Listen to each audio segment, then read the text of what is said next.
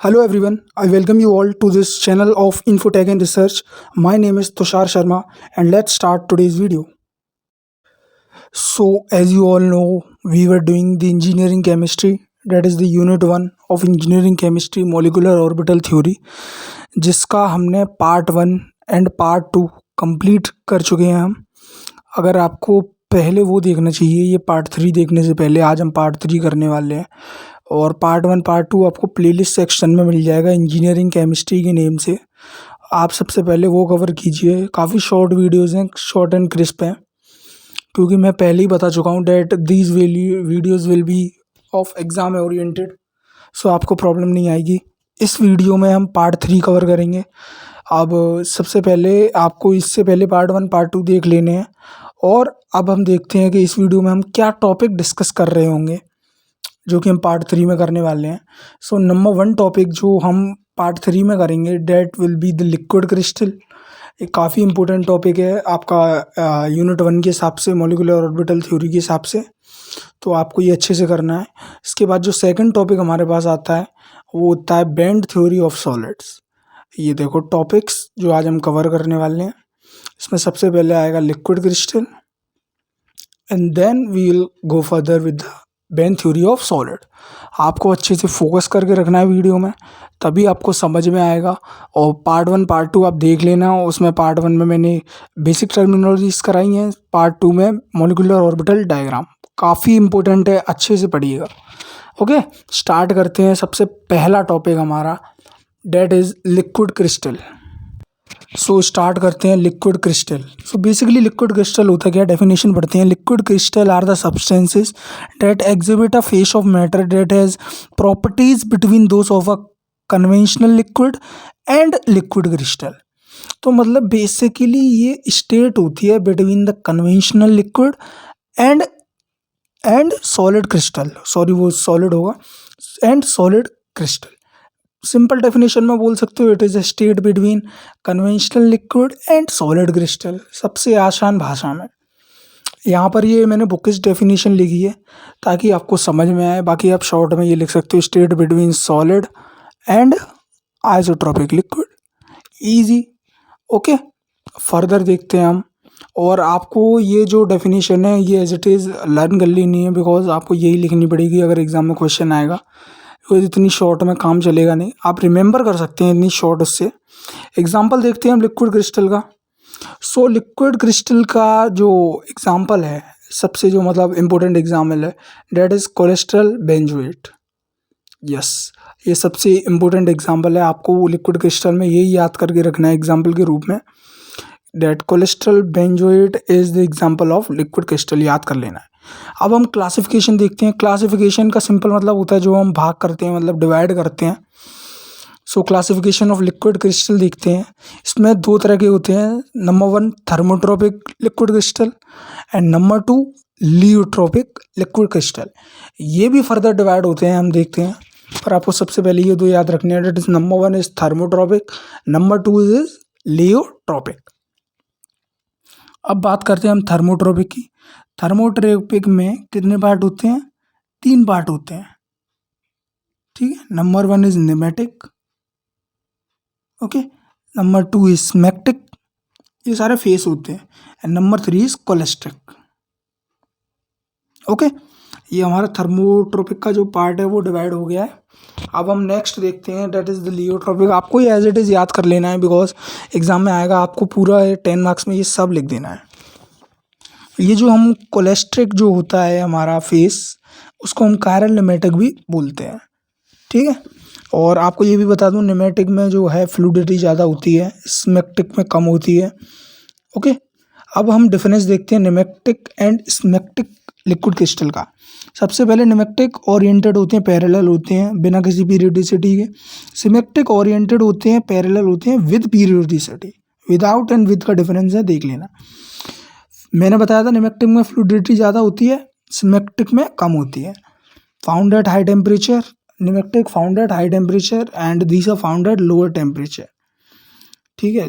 और जो निमेक्टिक होता है उसमें लेस डिग्री ऑफ ओरिएंटेशन होती है, और जो स्मेक्टिक होता है उसमें मोर डिग्री ऑफ ओरिएंटेशन होती है। ये जो डिफरेंस है ये आपको काफ़ी अच्छे से याद करना है, काफ़ी इजी तरीके से मैंने आपको समझा दिया है, एज इट इज़ आपको याद कर लेना है, बिकॉज 5 मार्क्स में ये डिफरेंस आ जाता है। That is the difference between nematic liquid crystal and smectic liquid crystal. Now we will go further with the applications of liquid crystal. So सबसे पहले LCD liquid crystal display, that is TV screen, these are some of the application of liquid crystal. As a solvent भी use होता है and lubricant basic, ठीक है, which means any electronic display like is an example of a liquid crystal. ठीक है, यहाँ पर हम 2 इम्पोर्टेंट टॉपिक्स फिनिश कर रहे हैं, इसमें से हम लिक्विड क्रिस्टल कर चुके हैं।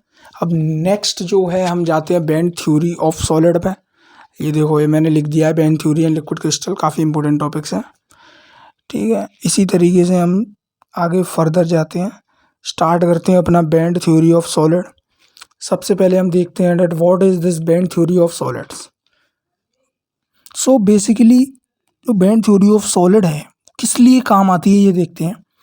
So it is use to study the behaviour of solid as conductor, insulator and semiconductor, जो कि हमें एनर्जी जो प्लॉट करनी होती है उनके लिए बेसिकली। ठीक है, बैंड थ्योरी ऑफ सॉलिड को अच्छे से स्टार्ट करते हैं। बेसिकली आपको ये एक लाइन याद रखनी है ताकि आप कंसेप्ट को याद रखें। देखो, मैं आपको एक लाइन देता हूँ शॉर्ट में जिससे कि आप कंसेप्ट्स को याद रखें, बाकी फर्दर जो बुकिश लैंग्वेज है वो आपको कहीं भी मिल जाएगी, और मैं भी इसमें नोट्स में डाल देता हूँ 4 to 5 लाइन्स की डेफिनेशन, जिससे कि आप लिख सकें अच्छे से। बट समझने के लिए these lines are very very important. So सबसे पहले देखते हैं MOT ऑफ मेटल्स या बैंड थ्योरी, एक ही बात है। Let's start. ये देखो, ये मैंने डेफिनेशन लिख दी है बैंड थ्योरी ऑफ सॉलिड्स जो हम बोलते हैं। So band theory is the study of behaviour of solid as conductor, that is the metals insulator and semiconductor, to plot the available energies for electrons in the material. जैसे कि मैंने आपको बताया, अभी हम इनको प्लॉट करके भी दिखा देंगे आराम से। ये basically the bookish language that we are having है, आपको याद कर लेनी है अच्छे से, काफ़ी शॉर्ट है, क्रिस्प है। ठीक है, सो अब आपको 3 पॉइंट सबसे पहले याद रखने हैं। ठीक है, इसमें फर्स्ट पॉइंट सबसे पहले हम देखते हैं, डेट इज जो आउटर मोस्ट एनर्जी होती है, ध्यान से देखिएगा, outermost energy bond completely filled. ठीक है, जो कि कंप्लीटली फिल्ड होता है, that is will be the valence bond.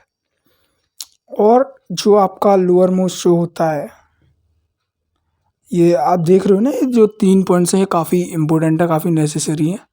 और जो कंडक्शन बैंड होता है ये वैलेंस बैंड के ऊपर होता है, and the gap between the valence band and the conduction band is called the forbidden gap. So this is very important to understand the further process. और जो gap between valence band and conduction band is called the forbidden gap. ये देखो, यहाँ पर मैं लिख रहा हूँ, दैट इज फॉरबिडन गैप। ऐसा आपको बेसिकली याद करके रख लेना है, सच इसका कोई इम्पोर्टेंस नहीं है। बस ये है, जब हम प्लॉट करेंगे, जो हम बताएंगे कि कैसे इलेक्ट्रॉन्स जंप करेंगे, उस प्रोसेस में ये काम आते हैं।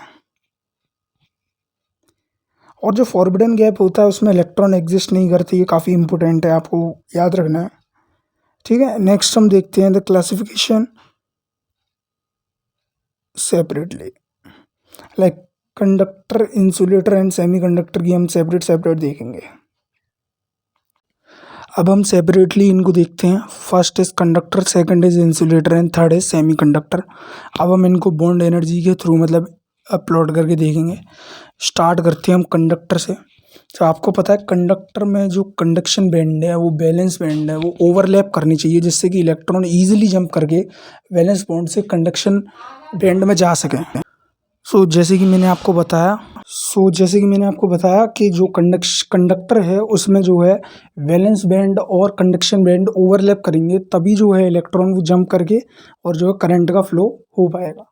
बेसिकली जब इलेक्ट्रॉन फ्लो होंगे तभी करंट का फ्लो होगा। ओके, अगर इनमें ज़्यादा गैप होगा। अब नेक्स्ट हम देखते हैं इंसुलेटर का। तो यहाँ पर आप देख सकते हैं जो गैप है between the valence band and the conduction band वो काफ़ी लार्ज है, क्योंकि यहाँ पर जो है करंट फ्लो नहीं करता है, इलेक्ट्रॉन जंप करके वैलेंस बॉन्ड से कंडक्शन बैंड में पहुँच ही नहीं पाएंगे। ये इंसुलेटर के लिए हमने एनर्जी का जो मतलब वो है प्लॉट कर दिया है।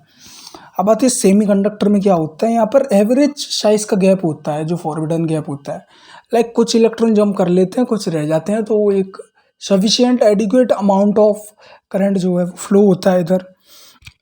यही तीनों, जैसे कि अगर क्वेश्चन आए बैंड थ्योरी ऑफ सॉलिड को आप एक्सप्लेन करो, तो वहाँ पर आपको पहले वो डेफिनेशन लिखना है, फिर इन तीनों के बारे में लिखना है, फिर इन तीनों को ऐसे जो एनर्जी जो प्लॉट करके वो आपको एक्सप्लेन कर देना है एकदम अच्छे से। सो यहाँ पर बेसिकली हमारे दो टॉपिक्स कवर होते हैं, that is the liquid crystal and band theory of solid.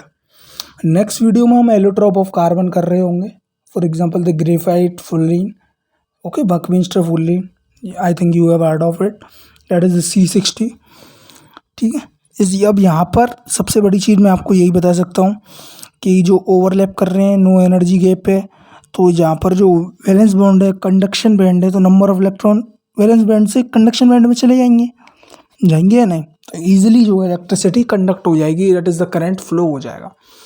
और जैसे कि इंसुलेटर है, वहाँ पर जो फॉरबिडन गैप है उसमें तो इलेक्ट्रॉन एग्जिस्ट ही नहीं कर रहे, बेसिकली द पॉइंट इज वहाँ तो इलेक्ट्रॉन एग्जिस्ट ही नहीं कर रहे, तो वो वैलेंस बैंड से कंडक्शन बैंड में पहुँचेंगे कैसे, ओके।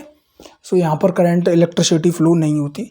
सेमीकंडक्टर में कुछ पहुँच जाते हैं, कुछ रह जाते हैं, इस तरीके से इन सब में डिफरेंस है। दो टॉपिक्स हमारे कवर हो गए। नेक्स्ट में हम एलोट्रॉप ऑफ कार्बन देखेंगे। आपको ये सीरीज़ काफ़ी अच्छे से फॉलो करनी है अगर आपको इंजीनियरिंग केमिस्ट्री में सच में अच्छे मार्क्स चाहिए, फॉलो करते रहिए। हम यूनिट 1 काफ़ी जल्दी कवर करेंगे, फिर हम यूनिट 2 पे जाएंगे, यूनिट 3, यूनिट 4, यूनिट 5, इसी तरीके से हम सीरीज़ में चल रहे होंगे।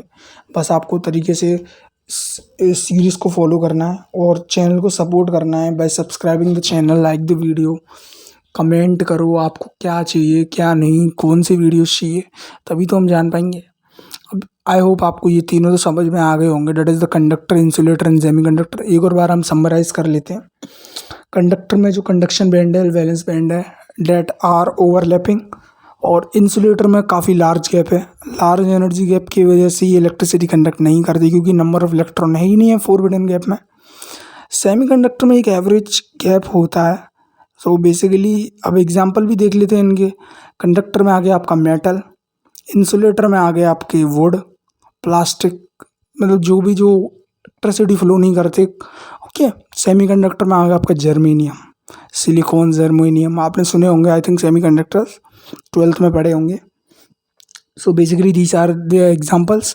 आपको बिल्कुल इसी फॉर्मेट में ये क्वेश्चन तैयार कर लेना है, पहला liquid crystal and then the band theory of solid.